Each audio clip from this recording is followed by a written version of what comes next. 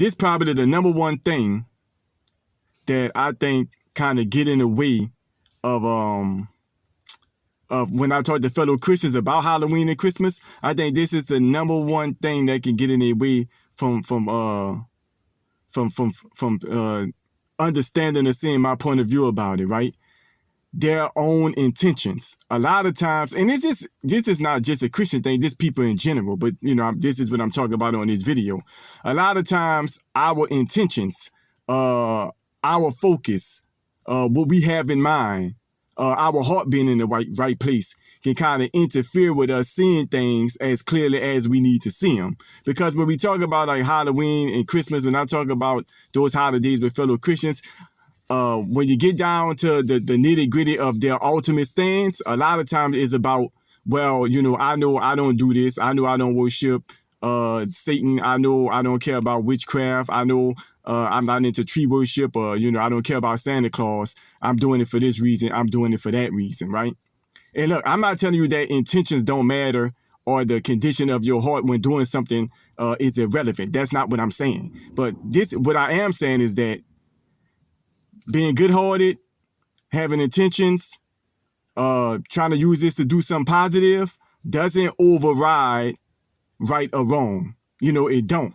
And now this is the thing. The reason I've been wanting to make this video, but the reason why I made it because I was driving on the interstate and I saw a church having it was a Halloween thing that was happening in that church. It's not the first time I heard of that, right? Now here's the thing right here, because I know a lot of Christians say, well, when you dress up for my celebration, if you come to my church and my Halloween gathering and you dress up, we're not going to dress up like nothing evil. When I was a youngster and I used to celebrate Halloween, I ain't ever dressed up as nothing evil. A lot of people who celebrate Halloween in the world, they don't want anything to do with the devil. If you presented them with the devil, you tell them, come on, we're going to go do this satanic, they're going to tell you, get away from me. A lot of them do not want to have anything to do with Satan. There's no difference between,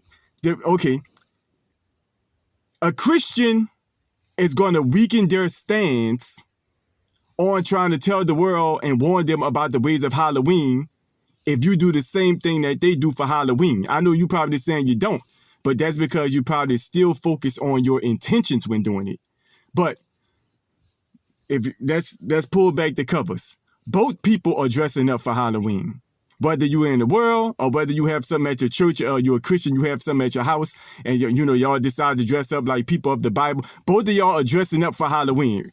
We're not talking about intention right now. We're talking about what's happening. Both of y'all giving out candy. Both of y'all doing it for the same day, October 31st. It is going to be hard to really take a true stance against the world or warn them about it, and they see you doing the same. 1 Corinthians chapter 8. Give it a look. They talk about it again in 1 Corinthians chapter 10. Yeah, it talk about if somebody want to sacrifice something to an idol. That's what it was talking about in there, right? It was saying that, okay, even if you know that idol don't mean nothing, or the meat that's being sacrificed to the idol, don't bring you closer to God, for the sake of that one that's unlearned, don't do it. And in 1 Corinthians chapter 10, it say, for the sake of the person that's offering you something. Like that, if somebody sacrificed something to an idol and they offer it to you, for their sake, don't do it. As you are learned, when you someone who know better, for their sake, don't do it. You can, it's saying 1 Corinthians chapter 8 that unlearned one who's seeing you do it, you can cause that person to stumble, and you sin against God when you do that, right? Same thing, I got a video called Christmas Secrets where I talk about it with Christmas. Look, if we really just pull back I think that we should have an understanding as Christians that Halloween is just strictly a satanic holiday. Blatantly a satanic holiday. Blatantly.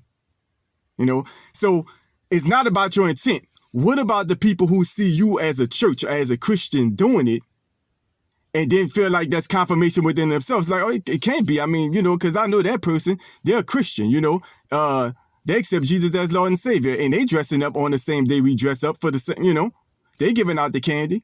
They don't do it no other time. Come on now, were they not doing it for Halloween? Was they doing it July 31st?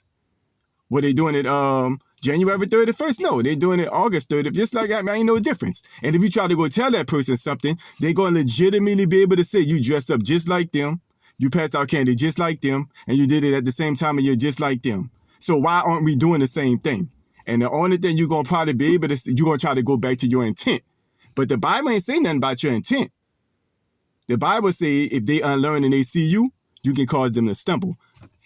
You know what I mean? Same thing with Christmas. That tree don't have anything, nothing to do with the word. Nothing. It don't have nothing to do with God.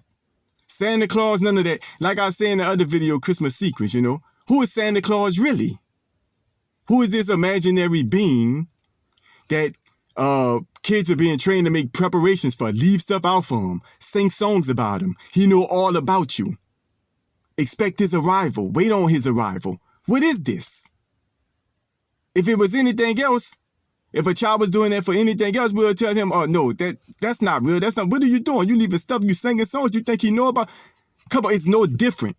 There is no difference, right? And it's not about your intent when putting up a tree. Christmas Tree or Christmas Tree, the song, is a praise song to a tree. If you read that's just what it is. Intent, and I keep saying it on purpose. Remove your intent. Let's talk about what's happening. It is happening. You're partaking in the day. When you celebrate Christmas, it's Jesus blended with pagan practices and traditions. Because if it wasn't, if you remove the songs, if you remove the Christmas tree, if you remove Santa Claus, all the decorations and stuff, you have Jesus. Like you have, like I said in the video, the other 364 days out of the year, standing on its own too, like he way more than capable of doing anyway. It's when you blend that stuff with Christ, you get Christmas, right? But we know as Christians, that's the ultimate no. You blend that pagan practices and traditions and mix them in with Christ, and yeah, we got none of that ain't of God. Ain't none of that about Christ. You know what I'm saying? That's man-made and practices and traditions, and it ain't about it being man-made. It's about it being where it come from. The tree. Like I said, it's a praise song to a tree. People used to chop down trees and put them in their house because they thought it was good luck. Carry around holly bushes and because they thought it was a form of good luck. This is their like spiritual practices wrapped up in this. That's what it's about. Santa Claus, stuff like that. Santa Claus to Odin. Yeah, that's what this is all about. These are spiritual practices borrowed from pagans and blended with Christ. And anytime, intent aside, anytime you partake in it, you are you participating in it. You're co-signing it. You might, Christmas, you're singing that song, singing the praise song about a tree. You don't have to worship the tree. There are unlearned people who see you as a Christian doing it. And it's already associated with Christ, even though it's just pagan practices and traditions blended with him. So it really looked like this other stuff that has nothing to do with Christianity. It makes it really look credible to the unlearned because they already then blended it with Christ. That's the ultimate deception. See, Halloween should be the easy one because it's so blatantly wicked. It ain't got nothing to do with Jesus. But if you really want to get somebody, you mix some truth with a lie, blend it together, and it's really hard to see it. Right? What does that stuff really have to do with the word? Have to do with Christ? It has nothing to do with him. That stuff was around way before you was born, started way before you was born. And you can't come up with your own creation of Christmas. If you say, man, I'm not going to take all that stuff, I'm not going to do all that stuff, I'm just going to let it be about Jesus. That's like, guess what? You ain't celebrating Christmas no more.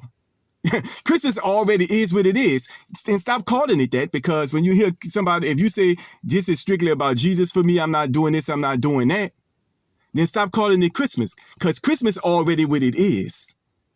You can't change that. It's not yours to change. Christmas not yours to change. Christmas been around hundreds of years ago. Disassociated. We don't have to keep associating ourselves with this stuff.